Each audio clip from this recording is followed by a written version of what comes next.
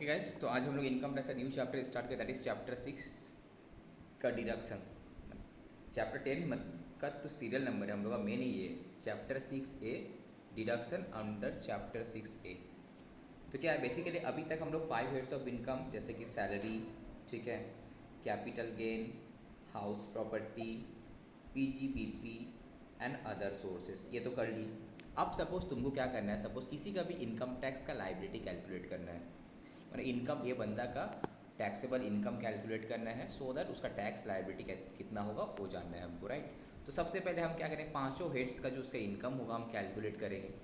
तो सपोज पाँचों हेड का इनकम आया, दिस इज इसका ग्रॉस टोटल इनकम, ओके। अब क्या ग्रॉस टोटल इनकम के ऊपर ही टैक्स लगेगा? नो, इससे कुछ अलग से। जो नॉर्मली ये सब जो हम चैप्टर कर रहे थे, इस टाइम बहुत सारा डिडक्शंस मिला होगा। देखो जैसे कि सैलरी में 50,000 का स्टैंडर्ड डिडक्शन मिला था। अगेन सैलरी का जब इनकम कैलकुलेट कर रहे थे हम लोग, तो सैलरी चैप्टर में बहुत सारा एग्जाम्शन भी मिला था चैप्टर 10 के ऊपर, राइट। जैसे कि अगर तुमको ग्रेचुइटी मिला होगा वहाँ पे भी एग्जाम्शन मिला, लीव सैलरी है तो वहाँ पे भी एग्जाम्शन था, पीएफ था वहाँ पे भी, सॉरी पेंशन था वहाँ पे भी एग्जाम्शन था, चिल्ड्रन एडुकेशन जितना भी अलाउंसेस था तो वहाँ पे भी बहुत सारा अलाउंसेस में एग्जाम्शन मिला था, ओके। मिलने के बाद ये सैलरी इनकम कैलकुलेट हुआ था। सिमिलरली जब हम लोग कैपिटल गेन चैप्टर किए थे, तो कैपिटल गेन का जो गेन है उसमें से जो तुम्हारा एग्जेम्पशन होता है कैपिटल गेन का, याद है सेक्शन 54 से लेके 54 GB तक, तो वो भी हम लोग को यहाँ पे मिल चुका था, राइट। अगेन जब हाउस प्रॉपर्टी की इनकम कैलकुलेट किए थे, तो हाउस प्रॉपर्टी के इनकम में भी कुछ हम लोग को स्टैंडर्ड डिडक्शन मिला था, सेक्शन 30% करके, जो 24 सबसेक्शन ए वाला, राइट। अगेन पीजीबीपी का भी अगर इनकम का बात देखा जाए तो उसमें भी बहुत सारा एग्जाम्शन मिलता है, लाइक सेक्शन 3580 वाला एग्जाम्शन था, साइंटिफिक रिसर्च वाला एग्जाम नॉट एग्जाम्शंस डिडक्शंस बहुत सारा मिल चुका है। तो ये सब करने के बाद फिर हम ग्रॉस टोटल इनकम आया था। अगेन तुमको अलग से एग्जाम्शन, ये जो है अलग से तुमको फिर एग्जाम्शंस मिल रहा है, एग्जाम्शंस मिल रहा है अलग से। क्या चीज़? चैप्टर 6A का इनकम टैक्स में चैप्टर 6A बोल के एक हेड, इसको बोलते हैं डिडक्शंस अंडर चैप्टर 6A। मतलब तुम अगर अपने इनकम को इस चीज़ में इन्वेस्ट करते हो, तो ये जो डिडक्शंस है basically this is a investment based deductions. और ये सब जो डिडक्शन था वो खर्चा के ऊपर था, सैलरी में जो डिडक्शन मिला था खर्चे के ऊपर, कैपिटल गेन में भी इन्वेस्टमेंट, हाउस प्रॉपर्टी के ऊपर भी। और ये जो है स्पेसिफिकली तुम कुछ चीज़ में इन्वेस्ट करते हो, जो चीज़ इनकम टैक्स से प्रेस्क्राइब किया हुआ है, तो वहाँ पे तुमको बेनिफिट मिल जाएगा चैप्टर 6A में। तो क्या क्या बेनिफिट मिलेगा उसी के बारे में डिस्कस करेंगे। जैसे कि तुम हमेशा सुनता हो किसी से कि LIC में इन्वेस्ट करो इनकम टैक्स से बेनिफिट मिल जाएगा, पीएफ में इन्वेस्ट करो इनकम टैक्स से बेनिफिट मिल जाएगा, फिक्स डिपॉजिट करो 5 साल से ऊपर इनकम टैक्स से बेनिफिट मिल जाएगा, एनपीएस करो इनकम टैक्स से बेनिफिट मिल जाएगा, मेडिक्लेम करो इनकम टैक्स से बेनिफिट मिल जाएगा, डोनेशन दो इनकम टैक्स से बेनिफिट मिल जाएगा, पॉलिटिकल कंट्रीब्यूशन करो इनकम टैक्स से बेनिफिट मिल जाएगा। तो ये सब जो है चीज़ हम लोग चैप्टर 6A में करेंगे, इंपॉर्टेंट है। अगर तुमको फाइनली टैक्सेबल इनकम कैलकुलेट करना है किसी का, टैक्सेबल इनकम का मतलब कि इस इनकम के ऊपर तुमको टैक्स लगेगा, ओके।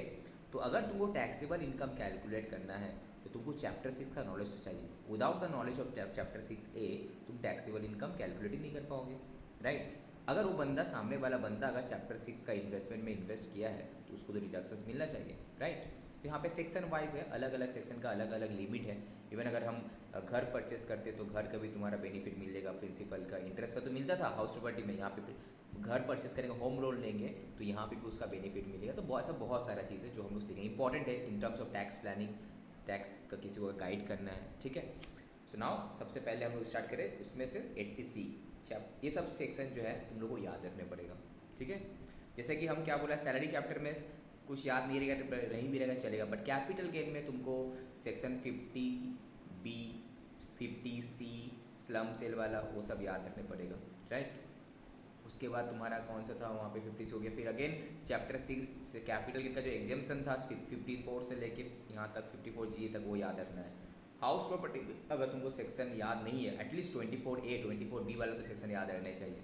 पीजीबीपी में अगर याद नहीं है तो कोई बात नहीं, at least 43B, 43CA, 40 capital A3 ये सब तो तुमको याद रखना ही पड़ेगा वो सब, ठीक है। कुछ सेक्शन 35AD, कुछ सेक्शन 35, तो कुछ सेक्शन तो तुमको याद रखना ही पड़ेगा। सिमिलरली चैप्टर 6 में तुमको ईच एंड एवरी सेक्शन तुमको याद रखना है, okay, each and every section तुमको याद रखना है। तो नाउ चैप्टर 6 का 80C का बारे में डिस्कस करें हम लोग। चैप्टर 6 का 80C जिसमें बोलते हैं इन्वेस्टमेंट, क्या क्या चीज़ में इन्वेस्ट करेगा तो बेनिफिट मिलेगा, LIC, PF एक्सेट्रा, बहुत सारा चीज़ यहाँ पे ये तुमको लिस्ट दिख रहा होगा, 1 2 3 4 करके लास्ट में 8 नंबर तक है, ठीक है। तो हम लोग स्टार्ट करें। विक्की साहब, तुमको अगर डाउट रहेगा कोई भी चीज़ से पूछना, ठीक है। स्क्रीन तुम, आई होप कि स्क्रीन तो नहीं दिखाई मिल रहा तुमको, but you can listen my voice. Actually Audible तो है हम, राइट? मेरा आवाज़ आ रहा था, ठीक है। नाउ कंट्रीब्यूशन टू LIC बोल रहा है, अगर हम LIC में कंट्रीब्यूट करते हैं, that is LIC life insurance policy अगर हम परचेस करते हैं।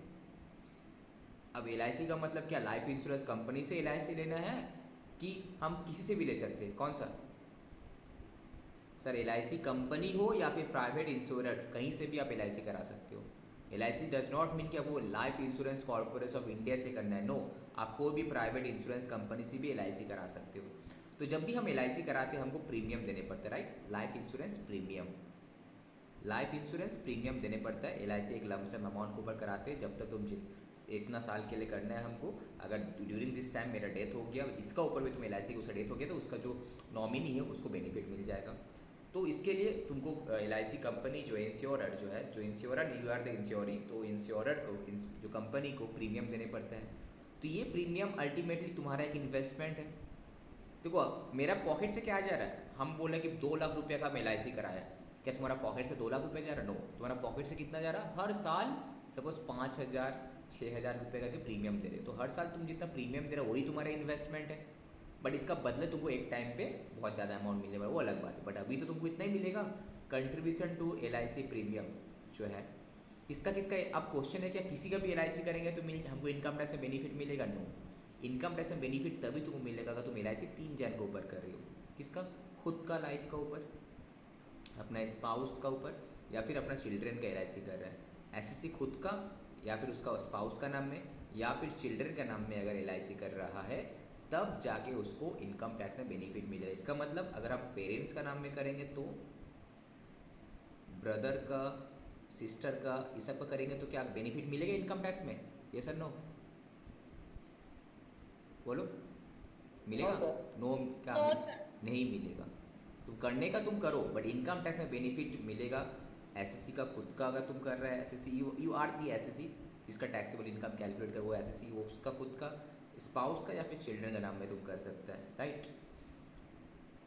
तो नाउ सपोज LIC किए है मेरा नाम पे या फिर मेरी वाइफ का नाम पे या फिर मेरे चिल्ड्रन का नाम पे, what ever it is, LIC किए। अब सर हमको डिडक्शंस कितना मिलेगा? LIC का जो कर लिए डिडक्शन कितना है? तुम बोले जितना तुम प्रीमियम किया उतना मिल जाना चाहिए। नो, ऐसा कुछ नहीं है, उसका कुछ लिमिट है। प्रीमियम का अमाउंट तो चेक किया जाएगा, but it has some maximum limit. उसमें भी देखा जाएगा कि भाई LIC का जो पॉलिसी है तुम कब लिए हो, when you have purchase this LIC। क्या एक राइट साइड में देखो प्रीतिशा, 1/4/2012 एक डेट है। अगर तुम LIC 1/4/2012 से पहले लिया है तो अलग केस होगा। अगर तुम 2012-13 में लिया है तो अलग केस है। अगर तुम 1/4/2013 के बाद लिया है तो अलग सिनेरियो है। 3 अलग अलग सिनेरियो है यहाँ पे, ओके। एक 1/4/2012, 12/13, 1/4/2013 के बाद। तो अगर हम 1/4/2012 से पहले, 1/4/2012 से पहले अगर LIC लिए होंगे तो तुमको कितना मिलेगा इन्वेस्टमेंट डिडक्शंस? बोल रहा है जो भी अमाउंट पेड, मतलब जो तुम प्रीमियम पे किए वो, या फिर जो तुम्हारा सम था, मैं जितना का तुम LIC करा था, सपोज 5 लाख 10 लाख, तो सम एश्योर्ड था उसका 20%, which ever is lower. That is, अगर मेरा प्रीमियम अमाउंट मेरा सम एश्योरेंस का 20% से ज़्यादा हो गया तो मैक्सिमम कितना मिलेगा? 20% ऑफ सम एश्योरेंस ही मिलेगा, विच एवर इज लोअर। तुम्हारा प्रीमियम कितना पे किया उस पर्टिकुलर ईयर में, मतलब करंट ईयर का बात करें, बट LIC 2012 का पहले का था। तो करंट ईयर में सपोज अभी 22-23 चल का, तो 22-23 में हम LIC कितना अमाउंट प्रीमियम कितना पेमेंट किए, अब हमको चेक करना है मेरे जो सम एश्योर्ड वैल्यू था, सम एश्योरेंस वैल्यू, उसका 20% कितना होता है, which ever is lower that will be the deduction amount, okay. अगर मेरा प्रीमियम कमती है 20% का इससे, तो ठीक है, कम मिल जाएगा प्रीमियम अमाउंट। अगर ज़्यादा है तो मैक्सिमम 20% मिलेगा, राइट। अब बोला ये जो 20% है ना भाई, 10% हो जाएगा कब? अगर तुम पॉलिसी लिया होगा 2012-13 का, अगर तुम पॉलिसी परचेस किया होगा LIC का 2012-13 में, तो तुमको डिडक्शन कितना मिलेगा? अमाउंट तुम प्रीमियम जितना पे किया या फिर 10% of the minimum sum assured, whichever is lower. तो यहाँ फर्स्ट वाला केस में 1/4/2012 से पहले को तो ज़्यादा मिलता है 20%, 12-13 में लिएगा तो 10% मैक्सिमम।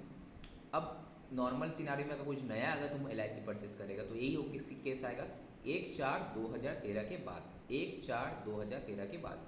तो उस केस में क्या बोल रहे हैं, अमाउंट पेड या फिर 10% of the minimum sum assured whichever is lower.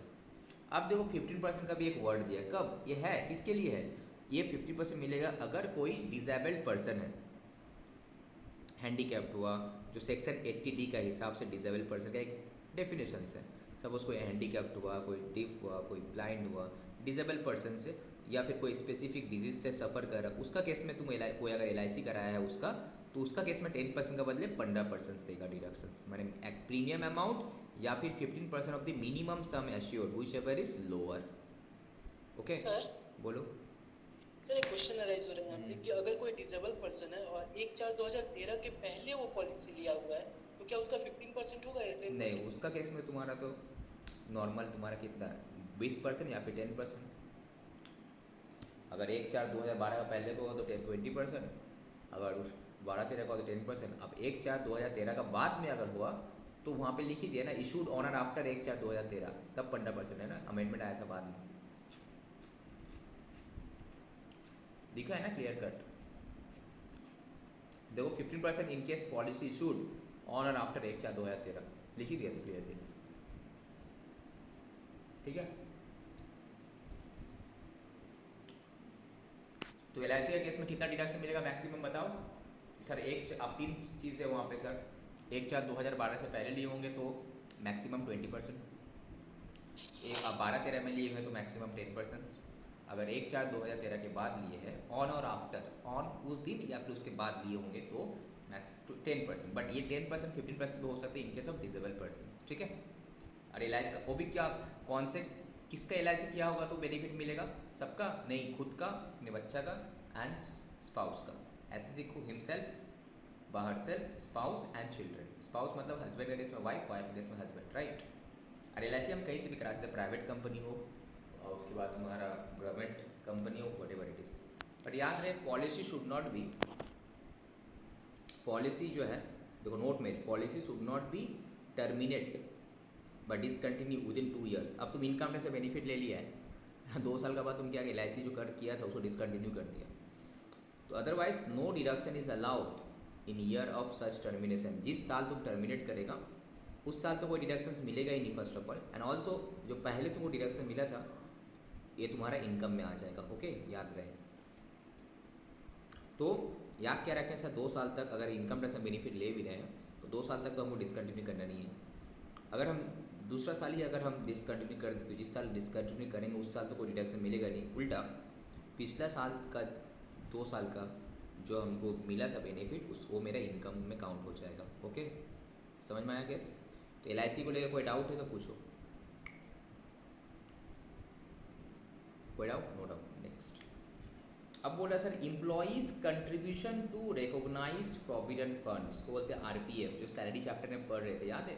इस सैलरी चैप्टर में हम लोग कर रहे थे जो तुमको सैलरी मिलता है उसमें से कुछ PF का पैसा कट जाता है, राइट, सपोज से 12%, तो बाकी तुमको बैलेंस पैसा मिलता है। तो ये जो 12% करके तुम्हारा पैसा कटा ये कहाँ गया, ये पैसा लेके अल्टीमेटली कोई RPF रिकॉग्नाइज प्रोविडेंट फंड हो सकता है, EPFO हुआ, या फिर तुम्हारा कंपनी का खुद का PF ट्रस्ट है तो वहाँ जो इनकम टैक्स में रिकॉग्नाइज है वहाँ पे पैसा जमा होता है। It is an investment for you. आज अगर मेरा सैलरी से PF कट रहा है तो ये तो मेरा इन्वेस्टमेंट ही है रे भाई, जब हम रिटायर करेंगे तो हमको वहाँ से पैसा उठाएंगे, राइट। तो इट इज़ एन इन्वेस्टमेंट।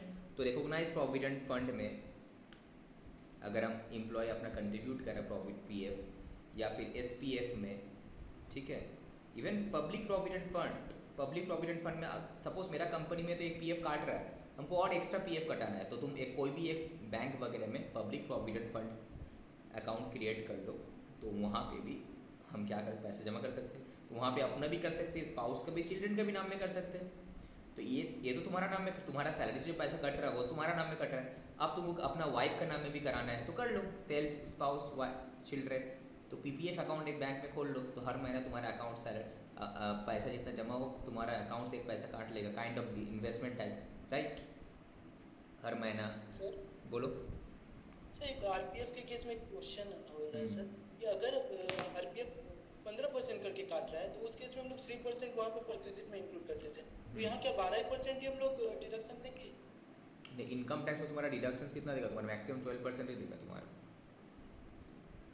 तुम वहाँ पे डिसअलाउ कितना कर, रुको वेट, वहाँ पे डिसअलाउ कितना कर रहा था मेरा? वहाँ पे मेरा डिसअलाउ कर रहा था उसका केस में तुम्हारा 12% तक अलाउ कर रहा था, बाकी डिसअलाउ कर रहा है, ठीक है। और बाकी का पीएफ हम जितना मर्जी कटाए, बट मैक्सिमम लिमिट यहाँ पे है, मैक्सिमम 1,50,000। डिडक्शन कितना मिलेगा फुल अमाउंट का? अगर मेरा केस में, एम्प्लॉयर का केस में लिमिट था 12%, उससे ज़्यादा अगर एम्प्लॉयर दे रहा है तो एम्प्लॉयर को वो बेनिफिट नहीं मिलने वाला, मतलब खर्चा का बेनिफिट नहीं मिलेगा। एम्प्लॉयर का केस में डिसअलाउ हो जाएगा, राइट। और मेरा केस में जो एक्स्ट्रा दे रहा है वो मेरे लिए इनकम में आ जाएगा। एम्प्लॉयर का केस में, एम्प्लॉयर जो मेरा इसमें दे रहा है 12% से ज़्यादा अगर देता तो मेरे इनकम में आ जाता, फर्स्ट ऑफ ऑल। दूसरा 12% था, जिसका मतलब मेरे लिए एग्जाम था, वो एम्प्लॉयर को खर्चा डिसअलाउ हो जाता। अब मेरा केस में जो मेरा जो पैसा काट रहे हैं, जितना काट रहे हैं उसका पूरा डिडक्शन मिलना चाहिए, but it has some limit. इस सेक्शन 80C का अगर तुम देखेगा मैक्सिमम 1,50,000 तक ही हम जा सकते हैं, उससे ज़्यादा नहीं। सब कुछ मिलाकर LIC PF TF सब मिला के मैक्सिमम तुम साल भर में 1,50,000 का डिडक्शन मिलेगा, इससे ज़्यादा नहीं। तो जितना मर्जी तुम PF कटाओ, इनकम टैक्स डिसअलाउ नहीं करेगा, बट मैक्सिमम तुमको 1,50,000 ही देगा। और वो जो 12% का लिमिट था एम्प्लॉयर वाला था, उससे ज़्यादा अगर एम्प्लॉयर दे रहा होता तो तुम्हारे इनकम में ऐड हो जाता। और एम्प्लॉयर का केस में उसका PGBP का खर्चे में वो डिसअलाउ होकर ऐड हो जाता, राइट। तो ये जो PPF फंड है, सपोज हम क्या कि मेरा PF से 5,000 करके कटता है, तो 5,000 × 12 सपोज 60,000 हुआ। तो अब मेरा और कोई इन्वेस्टमेंट है नहीं, हमको तो इनकम टैक्स 1.5 लाख तक बेनिफिट दिया है ना, तो हम सारे एक काम करते मेरा वाइफ के नाम में भी खोल लेते, तो खोल लो, ओपन कर लो अकाउंट। तो अल्टीमेटली सब मिला के 1.5 लाख रुपये का तक तुम इन्वेस्टमेंट कर सकता है चैप्टर 80C में, आई मीन चैप्टर 6 का अंडर में सेक्शन 80C में। उसमें LIC है, PF है, और भी बहुत सारा भी आएगा। ओके, समझ में आया? तो तुम्हारा डाउट क्लियर हुआ? कोई लिमिट नहीं है, तो फुल अमाउंट है, जितना मर्जी कर, मैक्सिमम तुमको तो 1,50,000 ही मिलेगा सब मिलाकर। जितना भी तुम बेनिफिट लो, LIC करो, ये करो, वो करो, मैक्सिमम 1,50,000 है 80C का अंडर में, जितना सारा हेड है, 8 हेड है उसका, ठीक है। Okay, so now national saving certificate में भी, पोस्ट ऑफिस में NSC में भी हम इन्वेस्ट कर सकते हैं, नवर्ट का बॉन्ड परचेस कर सकते हैं हम, UTI या फिर म्यूचुअल फंड में भी इन्वेस्ट करते, बोलते हैं ना SIP करो, म्यूचुअल फंड का इनकम टैक्स में बेनिफिट मिलेगा, सब कोई बोलता है ना, तो ये SIP का बात कर रहे हैं सिर्फ। तो म्यूचुअल फंड में equity linked saving scheme, mutual fund में भी जब इन्वेस्ट करते हो वहाँ पे बोल देता है कि ये टैक्स सेविंग स्कीम वाला है। तो equity link tax saving scheme में अगर तुम इन्वेस्ट किया होगा म्यूचुअल फंड में, तो वो भी तुम्हारे 80C में, जितना तुम इन्वेस्ट किया है उस पर्टिकुलर ईयर में, 80C में उसका बेनिफिट मिल जाएगा। ओके, UTI का तुम बॉन्ड वगैरह परचेस किया, उसमें भी तुम्हारा बॉन्ड है, म्यूचुअल फंड, तो उसमें भी तुमको बेनिफिट मिल जाएगा। तुम अगर फिक्स्ड डिपॉजिट, तुम अगर 5 साल 10 साल या 15 साल का पोस्ट ऑफिस में सेविंग्स बैंक अकाउंट खोला है, ठीक है, तो उसमें जितना अकाउंट तुम जमा किया उसमें भी तुम्हारा क्या होगा, दैट इज़ एक ऐप फिक्स डिपॉजिट अकाउंट अगर तुम खोला हुआ FD, ठीक है, FD, अरे FD वगैरह अगर तुम ओपन किया है 5 साल का, 10 साल का, 15 साल का पोस्ट ऑफिस में, पोस्ट ऑफिस सेविंग्स बैंक में, ठीक है, तो वहाँ पे तुमको क्या बेनिफिट मिल जाएगा। बट जो भी बट मैक्सिमम कितना, 1,50,000 हर साल, उससे ज़्यादा नहीं। ओके, मैक्सिमम कितना, 1,50,000। तुम अमाउंट जितना मर्जी जमा कर, बट इनकम टैक्स में डिडक्शंस मैक्सिमम 1,50,000, सब कुछ मिलाकर। ओके, अब now ULIP, unit link insurance premium होता है, ULIP, या फिर कोई म्यूचुअल फंड का हम इसमें एनी यूनिट में सब्सक्राइब किए, या फिक्स डिपॉजिट, ये तुम्हारा पोस्ट ऑफिस बैंक था, ये तुम्हारा फिर शेड्यूल बैंक का यहाँ पे कवर किया है अलग से।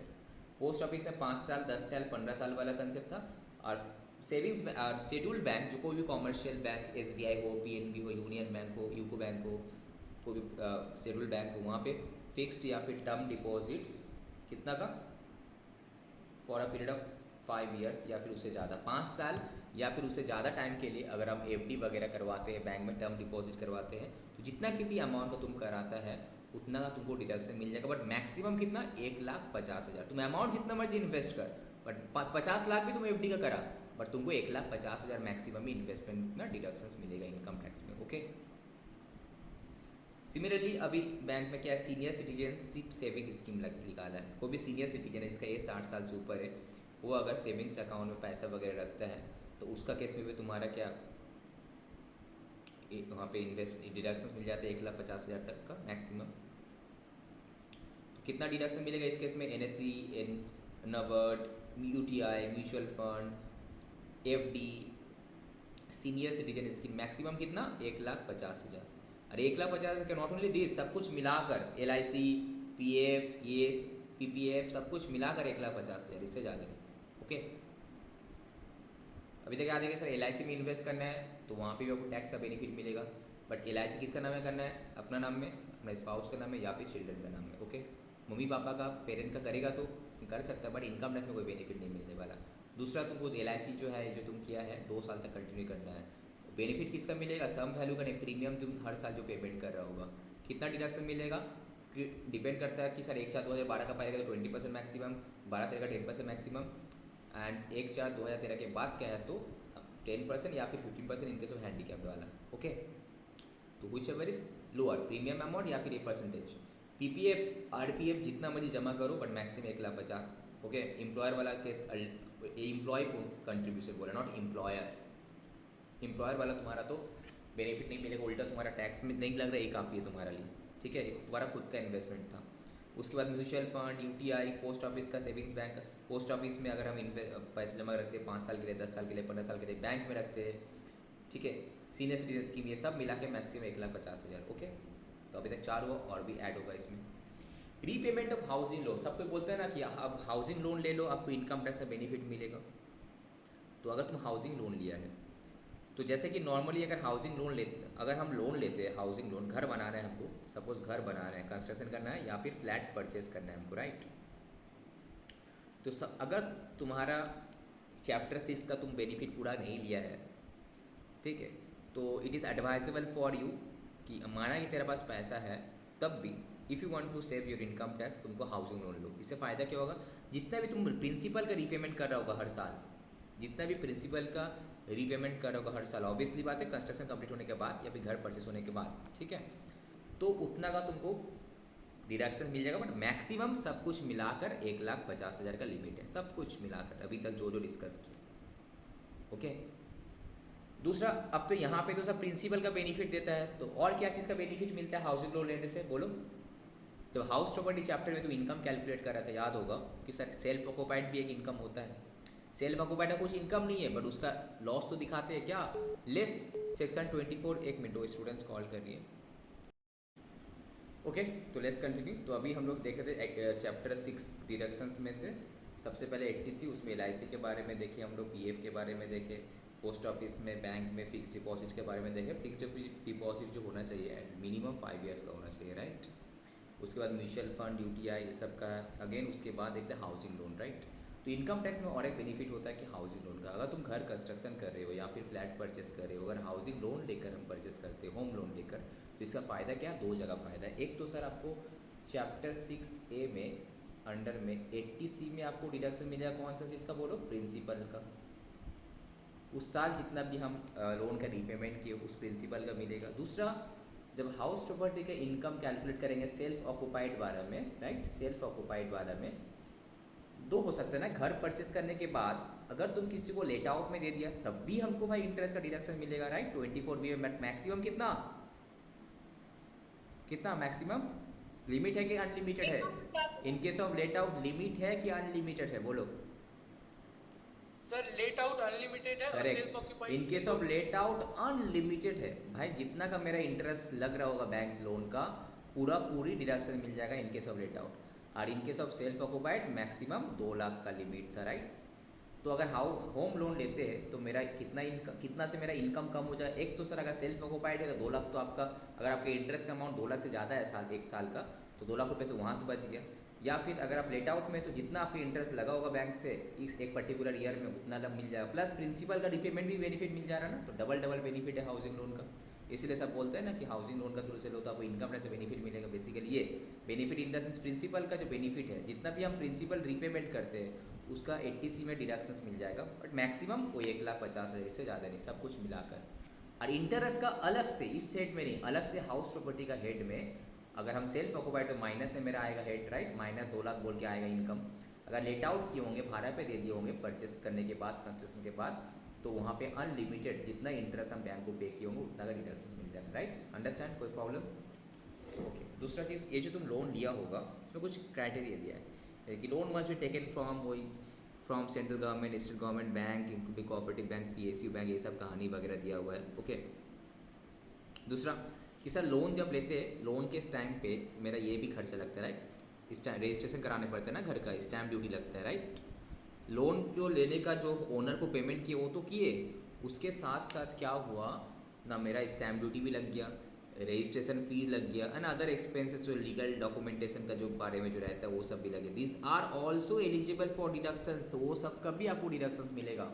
नॉट ओनली जो घर का परचेस प्राइस, सपोज घर का परचेस प्राइस था 50 लाख, उसमें स्टैम्प ड्यूटी रजिस्ट्रेशन फी मिला के मेरा 5 लाख चले गया, तो 55 लाख है, तो 55 लाख तक का तुम लोन लेगा तो उसमें भी तुमको बेनिफिट मिल जाएगा। 55 लाख का बेनिफिट एक बार में नहीं, हर साल तुम जितना रीपेमेंट करोगे उस तरह से। ओके, लोन का रीपेमेंट जितना जितना होगा उस हिसाब से मिलते रहेगा। ओके। दूसरा, लोन ले, ऐसा नहीं भाई तुम लोन तो ले लिया बट लोन लेके उस लोन को किसी और पर्पज में यूज़ किया, नो, तब नहीं मिलेगा। तो loan must be utilised for the acquisitions और construction of the property. Okay. तीसरा कि लॉक इन पीरियड है, मतलब घर बना लिया तो 5 साल तक इसको हम बेच नहीं सकते, तो लॉक इन पीरियड है to hold such property is 5 years, right? ऐसा नहीं जस्ट इनकम टैक्स का बेनिफिट लेने के लिए हम घर परचेस किए, इनकम टैक्स का बेनिफिट लिए, 2 साल 3 साल बाद किसी और को फिर लैंड बेच दिया, ये मेरा, इसको हम पूरा बिजनेस ही बना लिया, परचेस करे 2-3 साल होल्ड करे फिर बेच दे रहे, इस तरह से नहीं होगा यार। एटलीस्ट जो प्रॉपर्टी तुम परचेस किया हाउसिंग लोन लेकर, उसको 5 साल तक होल्ड करना है, तुम किसी और को बेच नहीं सकता। अगर 5 साल से पहले बेच दिए तो जितना तुमको डिडक्शंस मिला, अर्लियर जो डिडक्शन तुमको मिला था वो तुम्हारा इनकम माना जाएगा फिर। ठीक है, कोई डाउट? होम लोन को सर लेकर ऐसा कितना बार कर सकते हैं? 5 साल फिर होल्ड किए, फिर बेच दिए, 5 साल होल्ड किए, लाइफ टाइम में कितना बार कर सकते हैं? इसका तो कोई लाइफ टाइम का लिमिट नहीं है, इसका तो कोई लाइफ टाइम का लिमिट नहीं है। अरे तुम कितना ही लेगा यार, मैक्सिमम तो 1,50,000 ही दे रहा है यहाँ पे, इतना ही यार लेगा तुम। ठीक है। और वहाँ पे हाउस प्रॉपर्टी का तो करे हुए तो मैक्सिमम अगर तुम 2 से ज़्यादा तेरा पास अगर सेल्फ ऑक्यूपाइड हाउस प्रॉपर्टी रहेगा, याद है deem to be let out दिखाने पड़ता है ना, यस सर। तो वो सब फिर है क्लॉज आ जाएगा वहाँ पे। तो तुम एक काम करना, उसमें उस केस में कोई भी 2 घर को तुम सेल्फ ऑक्यूपाइड दिखाओ, बाकी सब घर को हमको लेट आउट दिखाने पड़ेगा, तो फिर लेट आउट वाला केस में इनकम भी आएगा, फिर जितना इंटरेस्ट दिखाने का तुम दिखाओ विदाउट एनी लिमिट, वो वाला कंप्लायंस भी आ जाएगा तुम्हारे ऊपर। ओके, चलो अब आ जाते हैं सर, और क्या? ट्यूशन फीस क्या चीज़ का? Of children for full time study in India. अब तुम्हारा चिल्ड्रेन वगैरह, तुम्हारा बच्चा कच्चा स्कूल में पढ़ता है भाई, कॉलेज में पढ़ता है, यूनिवर्सिटी में पढ़ता है, ठीक है, तो उसका जो ट्यूशन फीस लग रहा है, तो ट्यूशन फीस का भी तुमको डिडक्शन मिल जाएगा। कहाँ पे? चैप्टर 6 का ए का 80C वाला सेक्शन में, 80C में डिडक्शन मिल जाएगा। तो देखो कुछ दिन पहले हम लोग चिल्ड्रेन एजुकेशन अलाउंस पढ़े थे, तो वहाँ पे जो चिल्ड्रेन एजुकेशन अलाउंस पढ़ रहा था वो तो मेरा सैलरी का इनकम में जा रहा था, प्लस 24 रुपये मैक्सिमम पर चिल्ड्रन, 100 रुपये करके महीने में, 12 महीने में 1200 रुपये पर चिल्ड्रन दे रहा था, तो दो चिल्ड्रन का 24 रुपये मिल रहा था, राइट? यहाँ पे वो एक्स्ट्रा एजुकेशन अलाउंस का जो मिल रहा है वो तो मिल रहा, प्लस अब तुम्हारा बच्चा कच्चा जो ट्यूशन फीस जो लग रहा है, किसमें? प्राइवेट ट्यूशन फीस नहीं, not private tuition fees, school college university को जो तुम ट्यूशन फीस दिया फुल टाइम स्टडी के लिए, वो यहाँ पे लिख लो भाई, नॉट प्राइवेट ट्यूशन। ऐसा नहीं कि तुम कोचिंग में पढ़ा, नॉट प्राइवेट ट्यूशन, कोचिंग में कर पढ़ाता है 1000 रुपये टीचर लेता है पैसा, उसका पैसा no, not private tuition, only school college university वगैरह में जो ट्यूशन फीस लगता है वो ट्यूशन फीस बोले काटते हैं ना, मंथली फीस, वो excluding donations and development fees. अब क्या हुआ, स्कूल में चिल्ड्रन को एडमिशन कराने गया, बोल रहा है कि 2 लाख रुपये का डोनेशन दो, तो 2 लाख रुपये तुम डोनेशन दे दिया, अब तुम इनकम टैक्स में आके डिडक्शन क्लेम करेगा, नो, डोनेशंस को काउंट नहीं करता उसमें। ओके, तो एक्सक्लूडिंग डोनेशंस नहीं आएगा, डेवलपमेंट फीस भी नहीं आएगा। तो ऐसा कितना हो सकता है? मैक्सिमम 2 चिल्ड्रन तक का। तो तुम्हारा बच्चा कच्चा अगर है, स्कूल कॉलेज यूनिवर्सिटी जाता है, किसी का भी तुम्हारा क्लाइंट का, तो बोल सकते हैं कि आप ये भी आप बेनिफिट आपको मिल जाएगा। बट सब कुछ मिला के भाई 1,50,000 80C का अंडर में, इतना सारा है, 6 मिल गया अभी तक, अब और 2 है। नाउ सुकन्या समृद्धि अकाउंट, ये तो बहुत फेमस है, जितना भी गर्ल चाइल्ड है, जिसका भी पेरेंट का है 18 साल का उम्र तक ये करा लेना चाहिए, ठीक है। तो उसका लिमिट है कि कुछ 15 साल के अंदर कि 10 साल के अंदर करा लेना चाहिए, जो भी है वहाँ पे अलग कंडीशन है। 18 साल तक 15 साल तक पैसे देने पड़ते हैं। 18 साल का एज होगा जब बच्ची का बेटी का, तो उसको मैच्योर हो जाएगा, उसी पैसे में उसका बहुत फर्दर स्टडी वगैरह सब कुछ हो जाएगा। तो इस गवर्नमेंट यहाँ पे बेसिकली बेटी बचाओ बेटी पढ़ाओ इस टाइप के स्कीम उस गर्ल चाइल्ड का एजुकेशन को और प्रमोट करने के लिए ये सब के लिए स्कीम निकाला। तो यहाँ पे अगर कोई सुकन्या समृद्धि अकाउंट खोलता है अपना बच्ची का नाम पे in the name of self या फिर गर्ल चाइल्ड, तो यहाँ पे तुम जो भी अमाउंट जमा करेगा उसका साल भर का डिडक्शन मिल जाएगा, बट मैक्सिमम कितना 1,50,000, राइट। इनकम टैक्स में डिडक्शन तुम जितना मर्जी, डिपॉजिट में इस अकाउंट में भी तुम 1,50,000 ही साल भर का डिपॉजिट कर सकता है 1 साल का, और इनकम टैक्स में भी 1,50,000 मैक्सिमम देगा तुमको। Deduction is allowed to the parents या फिर legal guardian of the girl child with respect to any amount deposited during the previous year under this scheme। तो सुकन्या समृद्धि स्कीम का तुम अपना क्लाइंट को गाइड कर, तुम्हारा क्लाइंट सपोज 80C का बेनिफिट नहीं ले रहा है, तुम्हारा क्लाइंट का बेफालतू का टैक्स लग रहा है, तुम बोलो अरे यार सुकन्या तुम्हारा बेटी है तो सुकन्या 18 साल अभी तक नहीं हुआ कंप्लीट हुआ ना, ठीक है सुकन्या समृद्धि अकाउंट खोल लो, 18 साल तक 15 साल तक तुमको जमा करने पड़ेगा वहाँ पे पैसा, ठीक है। मैक्सिमम हर साल 1.5 लाख रुपये जमा कर सकते हो तुम, ठीक है। इसका इंटरेस्ट रेट काफ़ी हाई है, 7 का ऊपर है। तो सुकन्या समृद्धि अकाउंट में भी पैसे जमा किया तो इसका भी इनकम टैक्स से बेनिफिट मिलेगा, राइट, अंडरस्टैंड। इवन इसका जब पैसा मैच्योर होगा ना उसका इनकम भी टैक्सेबल नहीं है, ओके। यहाँ तक कोई डाउट? तो क्या क्या देखे भाई, LIC का, LIC में LIC, PF, NSC, नगद, म्यूचुअल फंड, पोस्ट ऑफिस का फिक्स डिपॉजिट, बैंक का fix deposit, senior citizen scheme, housing loan, tuition fees for school college university, Sukanya Samriddhi account, ये सब में 80C का बेनिफिट मिलेगा। और मैक्सिमम कितना, सब कुछ मिलाकर 1,50,000, ये नहीं कि अलग अलग, सब कुछ मिलाकर। Next, contribution to tier two NPS account. NPS क्या होता है? National pension scheme, national pension scheme, NPS, additional account as specified in this by employee of the central government. अगर कोई सेंट्रल गवर्नमेंट का एम्प्लॉई है, याद रहे ये वाला बेनिफिट ओनली सेंट्रल गवर्नमेंट के एम्प्लॉय को दिया। कोई सेंट्रल गवर्नमेंट के एम्प्लॉई है, वो अगर NPS अकाउंट खोला है अपने से, एक तो तुम्हारा PF का एक पैसा NPS PF पेंशन में जाता है वो है अलग, ये वाला तुम अपने से अलग से एक NPS अकाउंट खोला है, ठीक है। तो सेंट्रल गवर्नमेंट एम्प्लॉय तुम अगर हो तो इसमें बेनिफिट मिल जाएगा, प्रोवाइडेड 3 साल तक तुम पैसा रखने पड़ेगा तुमको वहाँ पे। तो जो भी है अभी तक जो देखा सब कुछ मिला के 1,50,000, ओके। और ये अमाउंट एक्चुअली में तुम पेमेंट करेगा तभी होगा, तुम बस दिखा दिया नहीं, ऐसा नहीं, एक्चुअली में तुम खर्चा किया है, एक्चुअली में तुम्हारा पॉकेट से पैसा गया है देन, ठीक है। तो 80C में क्या क्या बेनिफिट मिलता है अभी तक समझ में आया सबको? कोई डाउट? क्या क्या मिलेगा? LIC, PF, PPF भी मिल जाएगा तुम्हारा, NSC, UTI, म्यूचुअल फंड, से फिक्स डिपॉजिट का पोस्ट ऑफिस में करें चाहे तुम्हारा इसमें करें, आई मीन सेविंग्स इसमें शेड्यूल बैंक में करें, senior citizen scheme, housing loan, tuition fees, NPS, ये सब, बट मैक्सिमम सब कुछ मिलाकर 1,50,000, ओके। आराम से तुम किसी को भी गाइड कर सकते हैं, टैक्स पेयर। यहाँ पे देखना बहुत सारा आदमी लोग BCom पास आउट है बट अपना आपको बोलते हैं इनकम टैक्स कंसल्टेंट है हम, तो क्या है उसको बस बेसिक ज़्यादा कुछ नहीं, चैप्टर 6 का नॉलेज है थोड़ा सा, और तुमने जो 5 हेड्स ऑफ इनकम तुम लोगों को पढ़ाए हैं, राइट, 5 हेड्स ऑफ इनकम में जहाँ जहाँ तुमको एग्जाम्शन मिलता है, डिडक्शन मिलता है, बस उसको उतना का नॉलेज है, उस बस बेस्ड ऑन दैट नॉलेज अपने आपको बोलते हैं इनकम टैक्स कंसल्टेंट, बिकॉज वही क्लाइंट को थोड़ा गाइड कर दिए, टैक्स बचा दिया, बस ये तो बहुत आसान है यार। तो हम लोग का कोई भी CA स्टूडेंट है बाई डिफ़ॉल्ट, बस CA में student by default income tax consultant, because उसको तो बहुत अच्छे से पता होगा ये सब चीज़। नेक्स्ट, दूसरा सेक्शन क्या है? 80CCC। क्या है ये सेक्शन का नाम? 80CCC। ब्रिटिश सर যেখানে डाउट हो जिज्ञेस करो, बाकी लोग को भी जहाँ पे भी डाउट रहेगा पूछना, ठीक है, online. Now amount invested in an annuity plan of LIC का एक एन्युटी प्लान रहता है, उसमें तुम पैसे जमा किए, या फिर कोई भी अदर इंश्योरर का एक पेंशन फंड है, तुम पैसे जमा किए out of your taxable income, तो एन्युटी प्लान ऑफ LIC या फिर कोई दूसरा कोई इंश्योरेंस कंपनी का पेंशन फंड में अगर तुम पैसे जमा करता है तो वहाँ पर भी तुमको बेनिफिट मिलेगा। कितना अमाउंट जितना जमा किया वो, या फिर 1,50,000 व्हिचएवर इज लोअर। तो ये जो 1,50,000 है ना, ये एक्स्ट्रा नहीं है, ये भी वही सब कुछ मिलाकर, अभी लास्ट में एक सेक्शन हम लोग आएंगे, ओके, वहाँ पे बता देगा कि 80C 80CCC 80CCD सब कुछ मिला के तुम्हारा भाई ये लिमिट कितना है, 1,50,000 है।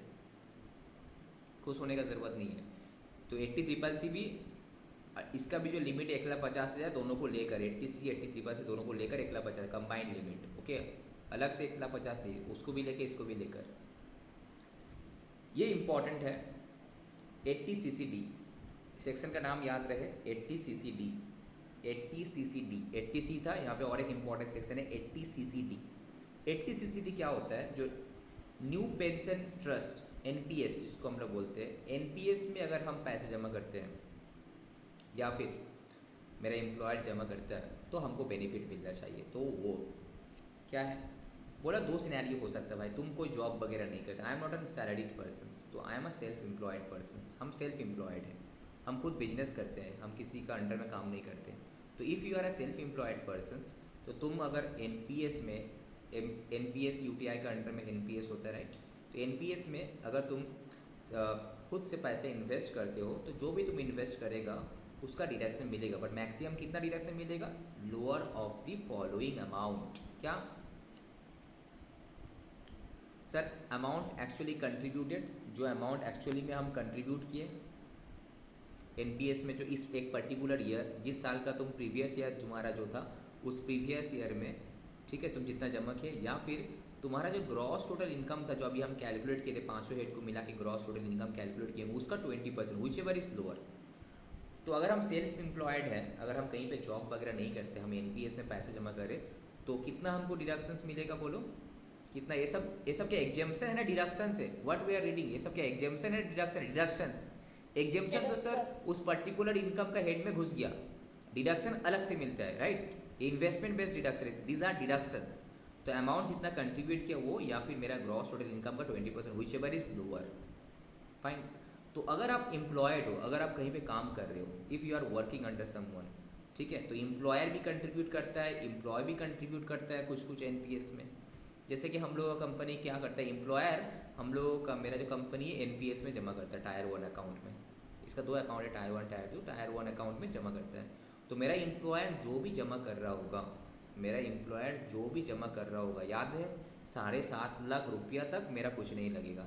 याद आ रहा है कि नहीं आ रहा? क्या क्या वो 7.5 लाख रुपया में जो सैलरी चैप्टर में किए थे, मेरा एम्प्लॉयर मेरा होकर PF भी जमा करता है अपना पॉकेट से, मेरा PF तो है, अपना पॉकेट से PF भी जमा करता है सर, सुपर एनुएशन फंड भी दे रहा है, प्लस NPS भी दे रहा है। तो तीनों को मिलाकर PF जितना जमा किया, सुपर एनुएशन फंड और NPS, तो हर साल का मैक्सिमम मेरा एम्प्लॉयर हमको PF NPS सुपर एनुएशन मिला के अगर 7.5 लाख रुपया तक दिया तो मेरे लिए ठीक है, कोई टैक्सेबल इनकम में नहीं आएगा, मेरा लिए एग्जेम्प्ट है।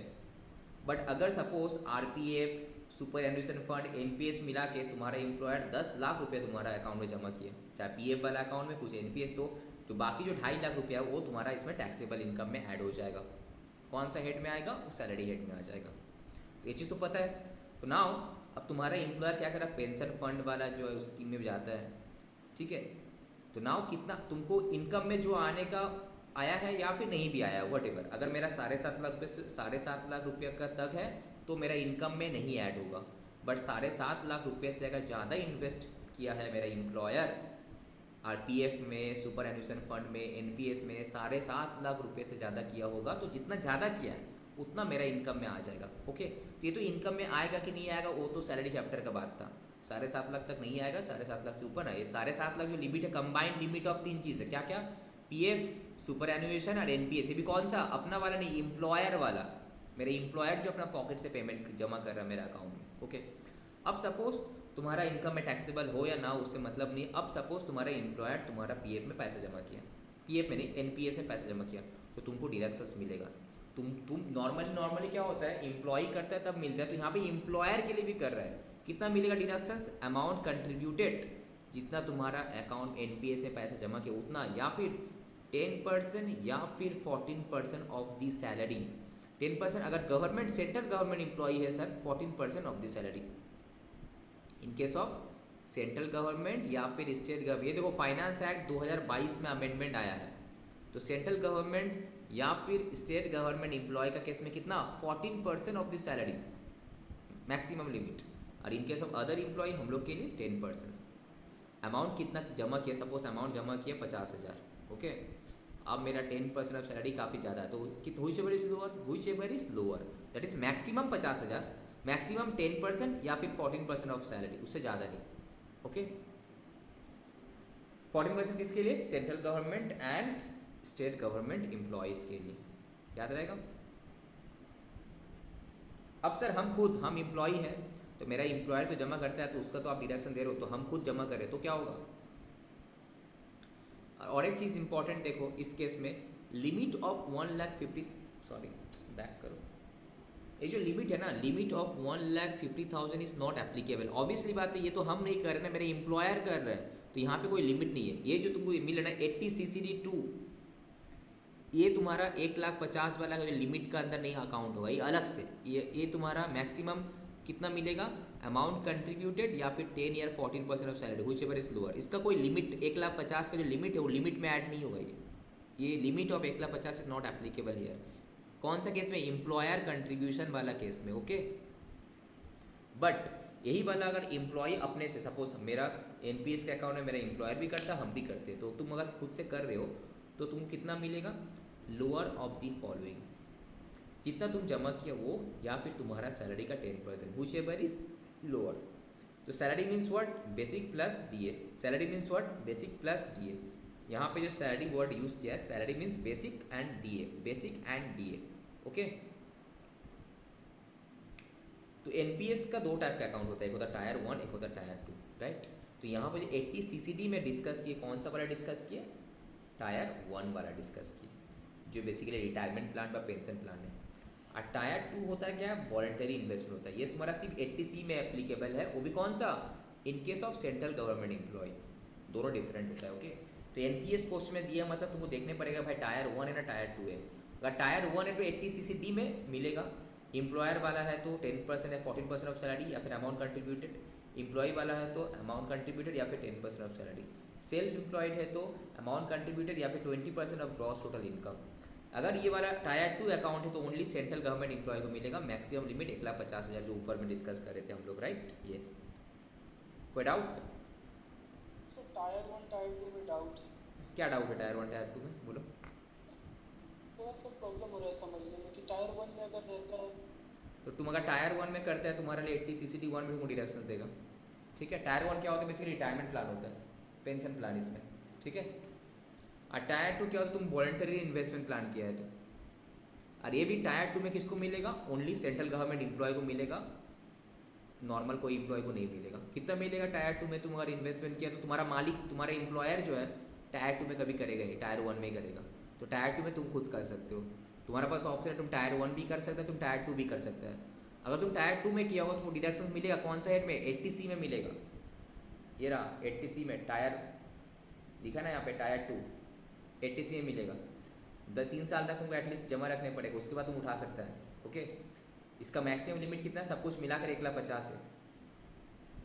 और टायर 1 वाला जो स्पेसिफिकली है उसमें अलग से बेनिफिट दिया है, क्या दिया है कि एम्प्लॉयर अगर जमा करेगा तुम्हारा 1,50,000 जो लिमिट है उसमें तो काउंट ही नहीं होगा। एम्प्लॉयर अगर जमा कर रहा है तो 1,50,000 जो लिमिट है, मैक्सिमम लिमिट, उसमें काउंट ही नहीं होगा, वो तुमको अलग से मिलेगा। कितना अमाउंट कंट्रीब्यूट जितना किया ये वो, या फिर 10 या 14% of the salary, in case of central government state government 14% of salary. अगर एम्प्लॉई है टायर 1 में दे रहा है, टायर 2 का तो वहाँ टायर 1 में कर रहा है, तो अमाउंट कंट्रीब्यूटेड या फिर 10% of salary, which ever is lower, ये तुम्हारा लिमिट एप्लीकेबल है 1,50,000 का।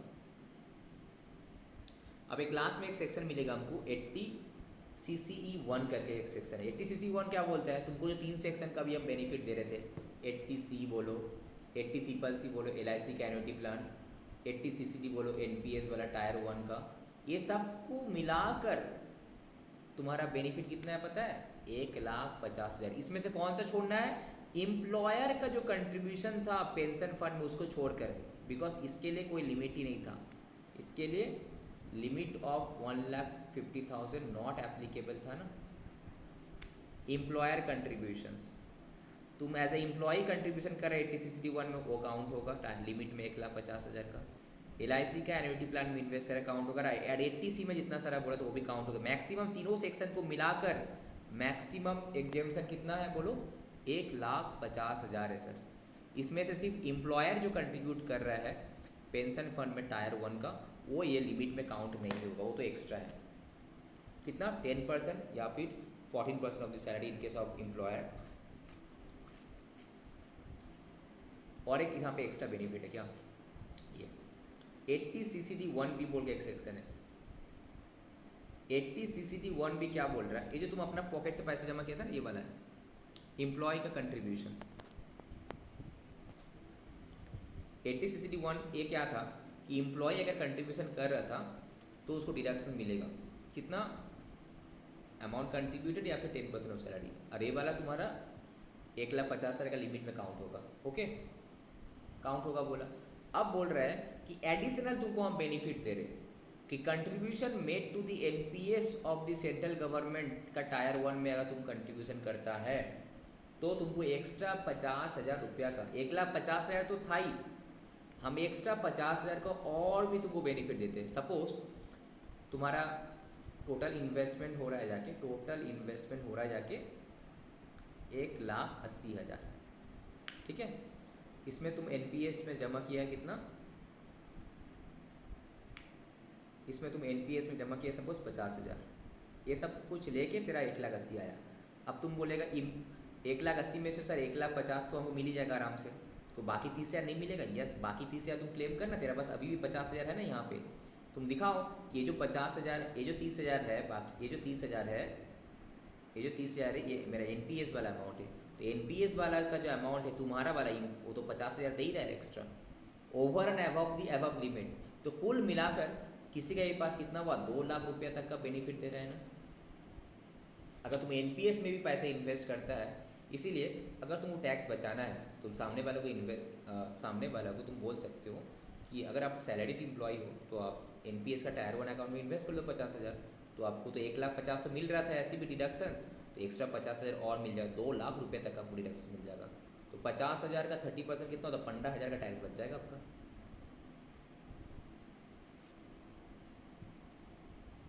समझ में आया कुछ कि नहीं समझ में आया?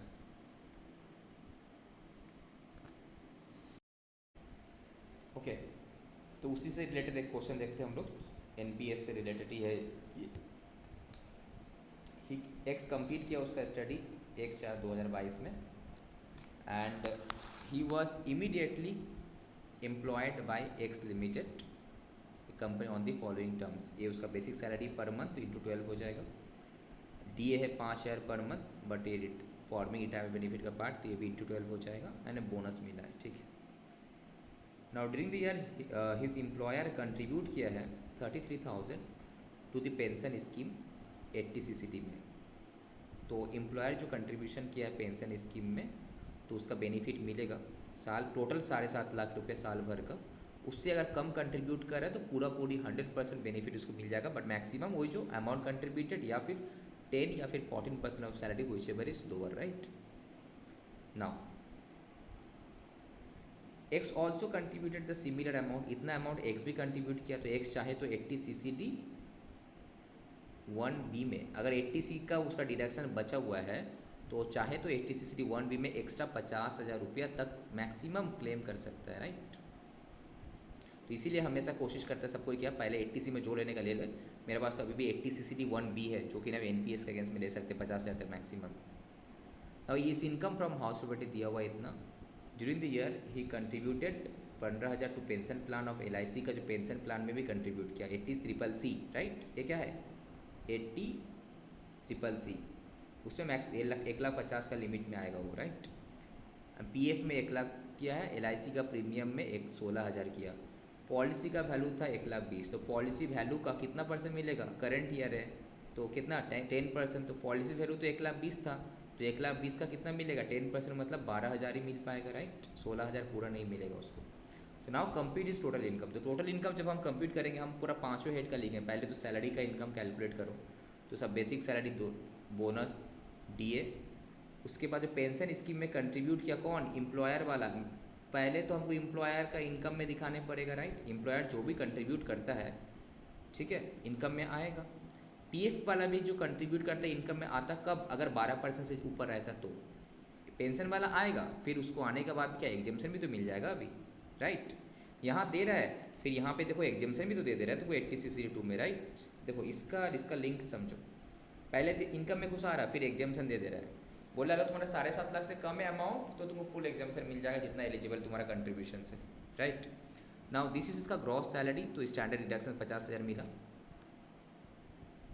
तो ये आ गया तुम फाइनली इनकम फ्रॉम सैलरी और हाउस प्रॉपर्टी का तो बता ही दिया था। तो ग्रॉस टोटल इनकम इसका 3,83,000 है और कोई हेड्स नहीं है। नाउ उसको डिडक्शन क्लेम करेगा 80C में, कौन कौन सा, LIC प्रीमियम का कितना, कुछ क्वेश्चन साइलेंट है, मतलब अज्यूम करें करंट ईयर का चल रहा है 10% ऑफ पॉलिसी वैल्यू मैक्सिमम, तो ये 12,000 ही मिलेगा, नॉट 16,000। यहाँ पे 16,000 किए थे but maximum 10% of the policy value कितना 12,000, ओके। पीएफ में कितना जमा किया 1 लाख, तो आ गया 1,12,000 प्लस 1 लाख, 80C का अंडर में 2 ही आ रहा है फिलहाल, 1,12,000, ओके। अब 80CCC पेंशन प्लान में 15,000, ओके। 80CCD वो जो खुद जमा किया है, कहाँ पे जमा किया है, ओन कंट्रीब्यूशन, अमाउंट कंट्रीब्यूट कितना किया 33,000, बट एलिजिबल कितना है 10% of basic plus DA, right. तो बेसिक प्लस DA कितना आता है उसका 2,90,000 का 10% अगर हम करेंगे, 2,90,000 नहीं 3 लाख का 10% मतलब बेसिकली 30,000 होता है, राइट। तो हुई ever is lower, 30,000 is lower, तो 33 जमा किया था बट एलिजिबल कितना है 30,000 ही वो एलिजिबल है, ओके फाइन। नाउ ये सबको मिलाकर इसका टोटल डिडक्शंस कितना अवेलेबल एलिजिबल है उसका 1,57,000, तो क्या पूरा 1,57,000 मिलेगा, नो। उसको मैक्सिमम कितना मिलेगा sir 80C, 80CCC, 80CCD other than employer contribution. Employer का तो कोई लिमिट ही नहीं है, जितना करेगा पूरा मिल जाएगा उस, बिकॉज एम्प्लॉयर कंट्रीब्यूशन का लिमिट में आता ही नहीं 1,50,000 का, राइट। तो कितना 1,50,000 मैक्सिमम है, तो 1,50,000 ले लिया, ओके फाइन। नाउ अब सर 80CCD1B जो है उसमें तो हम लेंगे ना, ये तो हम किए थे कितना 33,000, तो यहाँ पे हमको कितना मिला 30,000, तो अभी भी हम 3,000 का बेनिफिट ले सकते हैं ना, कहाँ पे अमाउंट जो हम क्लेम नहीं किए थे ऊपर हम यहाँ पे क्लेम कर लिए 30,000 3,000। तो अगर 33 नहीं हो के अगर सपोज 53 होता तो यहाँ पे 30 लिए थे, यहाँ पे 30 लिए थे, तो यहाँ पे मेरा पास पूरा हम कितना 33 ले सकते थे, यहाँ पे 50,000 तक का एक्स्ट्रा ले सकते हैं यहाँ पे, वहाँ जो लेने का लिया यहाँ पे मैक्स 33 तक 50,000 तक का ले सकते हैं हम यहाँ पे, ठीक है। तो बैलेंस यहाँ पे ले लिया हम जो नहीं मिला था हमको। ना एम्प्लॉयर वाला जो कंट्रीब्यूशन पहले तुम इनकम में दिखा दिए 33,000, तो उसका तो डिडक्शन मिलना चाहिए कितना, अमाउंट कंट्रीब्यूटेड या फिर 10% of basic plus DA, eligible है 30,000, तो इनकम में तेरा पास 3,000 ही किया, देखो इनकम में 3,000 ही किया। अब जो टोटल अमाउंट जो था 7,500 रुपया वो तो है, बट ये मेरा एलिजिबल अमाउंट डिडक्शन, इससे ज़्यादा तो नहीं मिल सकते ना, तो वो डिडक्शन जैसे कि तुम्हारा वहाँ पे क्या PF वाला था 12%, उससे ज़्यादा तो नहीं मिल सकता ना। तो अल्टीमेटली मेरा टोटल इनकम कहाँ से कहाँ हो गया, देखो 2 लाख हो गया। समझ में आया अर्चना? ये क्वेश्चन तो सिंपल था, यहाँ पे 7.5 लाख वाला झमेला ही नहीं था, बट हम लोग जो यहाँ पे जो क्वेश्चन किए यहाँ पे 7.5 रुपये वाला आ रहा है, तो 7.5 लाख रुपया जब आ रहा है तो पहले इनकम में आएगा, यहाँ पे भी इनकम में आया। जब यहाँ पे डिडक्शंस देगा तुमको चेक करना है भाई, चेक करो कि तुम्हारा ये जो डिडक्शंस जो है ध्यान रहे 7.5 से ज़्यादा नहीं मिलना चाहिए, तो जितना सारे बैलेंस बचा उतना ही बचेगा ना, मिलेगा ना मैक्सिमम, उससे ज़्यादा तो नहीं मिलेगा, ठीक है। ये वाला सिनारे में 4 लाख नहीं मिलेगा पूरा पूरी, जैसा यहाँ पे तो 30,000 पूरा पूरी मिल गया था, देखो यहाँ पे 30,000 पूरा पूरी मिल गया, बट यहाँ पे 4 लाख पूरा पूरी नहीं मिलेगा, बिकॉज तुम्हारा 7.5 लाख रुपया का जो एग्जेम्पशन वो क्रॉस कर जा रहा है, ठीक है। इसीलिए कोई डाउट किसी को यहाँ तक?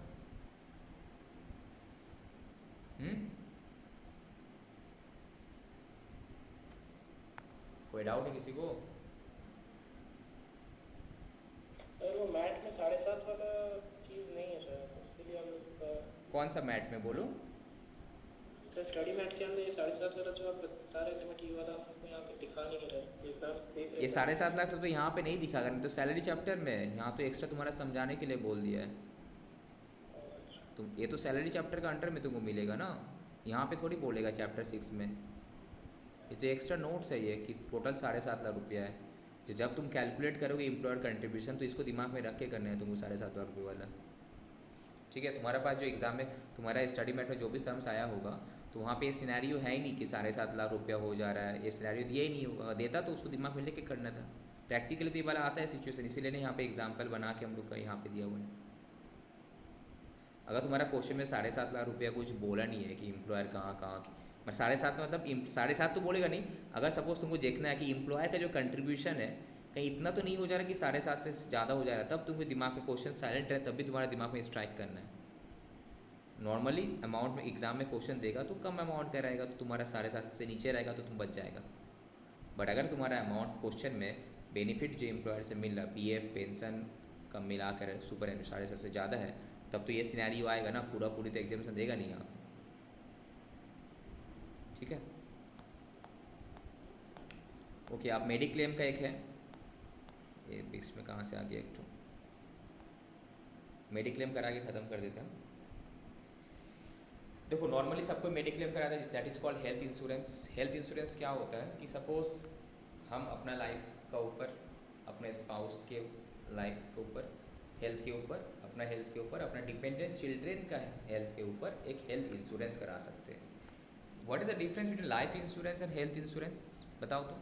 लाइफ इंश्योरेंस हम लोग कराते हैं फॉर फ्यूचर कि अगर मेरा सपोज हम अपना लाइफ इंश्योरेंस कराते हैं तो अगर मेरा कुछ हो गया ड्यूरिंग दिस पीरियड तो जो पॉलिसी का वैल्यू है मेरा जो नॉमिनी उसको मिल जाएगा। ठीक है, अगर हम नहीं भी हुआ तो अगर हम बच भी गए 30 साल का पीरियड तो उसके बाद तो वो मैच्योर हो जाएगा। पर हेल्थ इंश्योरेंस क्या है, हर साल एक प्रीमियम अमाउंट हम इंश्योरेंस कंपनी को देते हैं। उसमें लिमिट रहता है कि सपोज 2 लाख का। अगर मेरा तबीयत ख़राब हुआ, अगर हम हॉस्पिटलाइज्ड हुए तो उसका जो भी खर्चा है मेरा health insurance company maximum 90 to 95% खर्चा बियर करेगा। मैक्सिमम लिमिट मेरा जो उसमें लिमिट दिया हुआ था 2 लाख, सपोज मेरा हॉस्पिटल का बिल 5 लाख हो गया तो मेरा बिल 2 लाख, मेरा मेडिक्लेम 2 लाख का किया हुआ तो 2 लाख से ज़्यादा तो देगा ही नहीं वो, बाकी हमको अपना पॉकेट से देने पड़ेगा।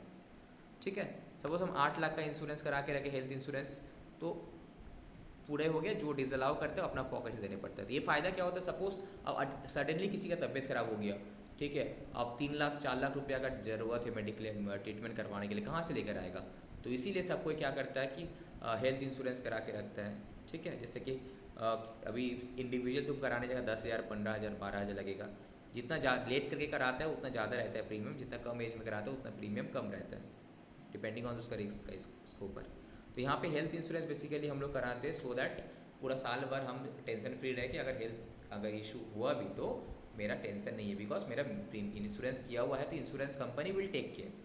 ठीक है, थोड़ा बहुत डिसअलाउ करता है 5% 2%, वो अपना पॉकेट से देने पड़ता है, बट मैक्सिमम इंश्योरेंस में अगर कवर है तो वहाँ से हो जाता है।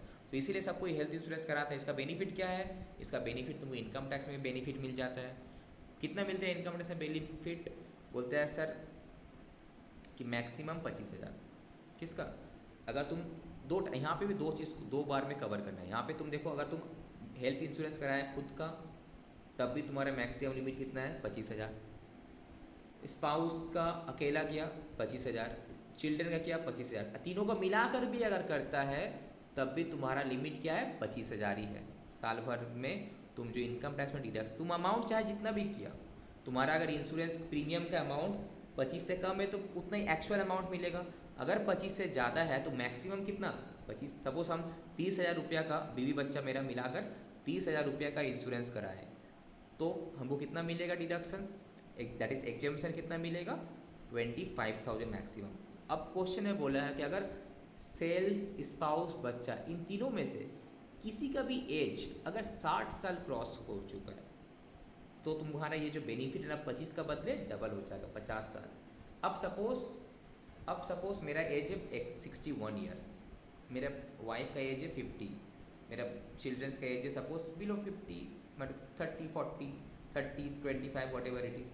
तो इस केस में सिंस मेरा एज 60 प्लस है या फिर मेरी वाइफ का एज 60 प्लस है तो क्या होगा, किसी का भी अगर माने सेल्फ, स्पाउस और चिल्ड्रन, इन तीनों में से भी किसी का भी एज अगर तुम्हारा ग्रुप पॉलिसी है, ग्रुप मेडिकल पॉलिसी है, अगर किसी का भी 60 साल से ऊपर है तो तुम्हारा जो लिमिट है 25 का जगह 50,000 तक का तुमको बेनिफिट मिल जाएगा, 50 मैक्सिमम।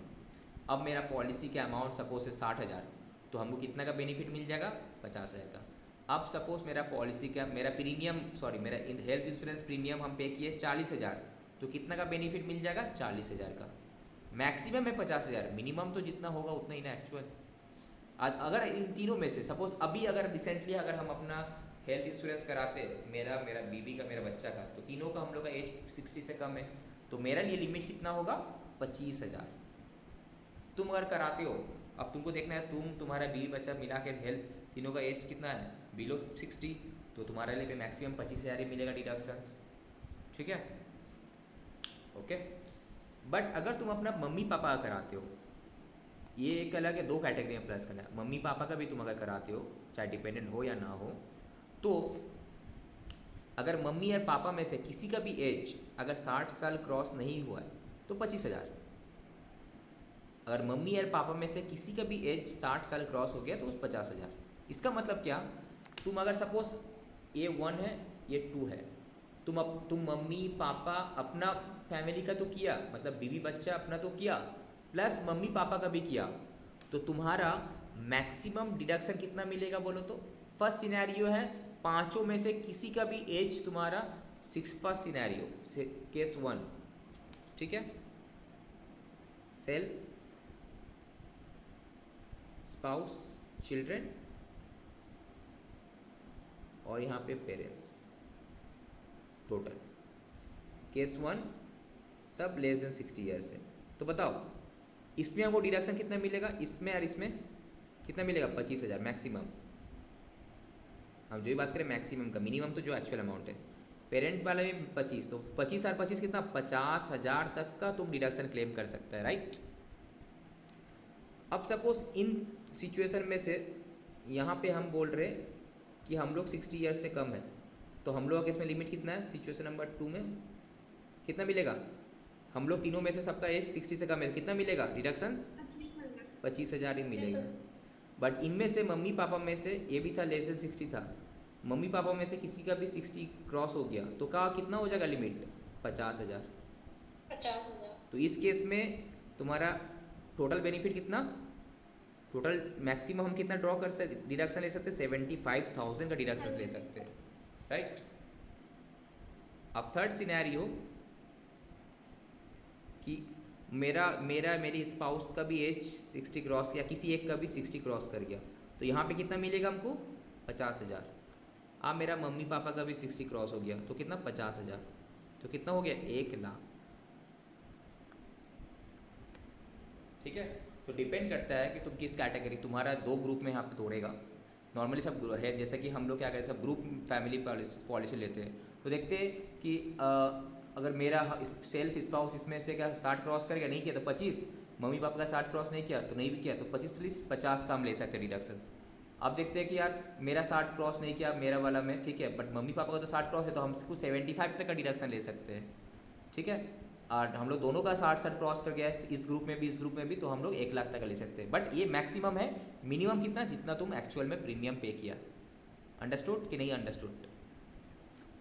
समझ में आया कि नहीं समझ में आया? ये लिमिट जो है 2 कैटेगरी, सेल्फ स्पाउस का अलग है, पेरेंट का अलग है। तुम पांचों का मिला के डबल करो, 25 25 50 हो गया, 25 50 75 हो गया, 50 50 1,00,000 हो गया। 3 सिनेरियो आ सकता है, ओके। तो ये तो एक है, उसको छोड़ के भी तुमको भाई 5,000 रुपया का प्रिवेंटिव हेल्थ चेकअप का तुम डिडक्शन ले सकता है अंडर सेक्शन 80D में।